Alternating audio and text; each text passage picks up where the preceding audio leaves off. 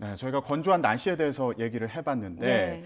유럽 곳곳에서는 1월 낮 기온이 무려 20도까지 오르는 등 예년에 비해서 따뜻한 겨울이 나타났다고 합니다. 예. 그런데 이런 날씨가 전쟁 판세도 바꿨다고요? 예, 그렇습니다. 바로 러시아 푸틴 대통령은 유럽으로 향하는 가스를 막아서 좀 압박해 보겠다 이런 야심찬 계획을 세웠었는데 이상고온의 여파로 이 계획은 물거품이 됐습니다. 김민경 기자가 보도합니다. 역사 속 러시아는 강력한 무력을 지닌 장군이 등장해 나라를 지켰습니다. 바로 동장군입니다.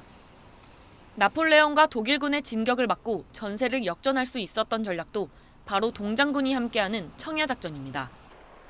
역사의 고비 때마다 러시아의 주 무기였던 한겨울 추위가 이번에도 도울 것이라는 푸틴 러시아 대통령의 예상이 빗나갔습니다. 러시아산 천연가스 공급을 끊은 채 유럽에 맹추위가 닥치면 유럽이 결국 두 손을 들고 우크라이나에 대한 지지를 거둘 것이라는 구상이 완전히 실패한 겁니다. 지난 겨울 유럽은 때이른 고온 현상으로 비교적 따뜻한 겨울이 나타났기 때문입니다. 온통 흰 눈으로 가득 덮여 있어야 할 스키장에 눈은 거의 남아있지 않은 채 잔디가 고스란히 자리 잡고 있습니다. 독일뿐만 아니라 유럽 곳곳의 스키장도 상황은 마찬가지입니다. 지난 1월 스페인은 25도를 웃돌았고 스위스 20.2도, 폴란드도 18.9도를 기록하면서 유럽 곳곳에서 역대 1월 1일 최고 기온 기록을 넘었습니다.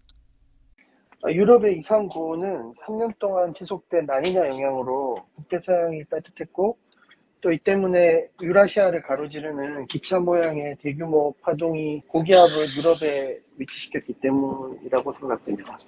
이상 고온은 지난 1월 유럽뿐만 아니라 3월에 중국에서도 나타났습니다.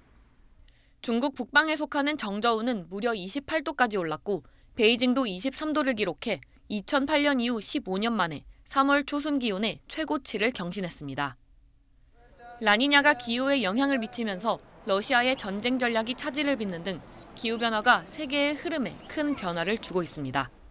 YTN 김민경입니다.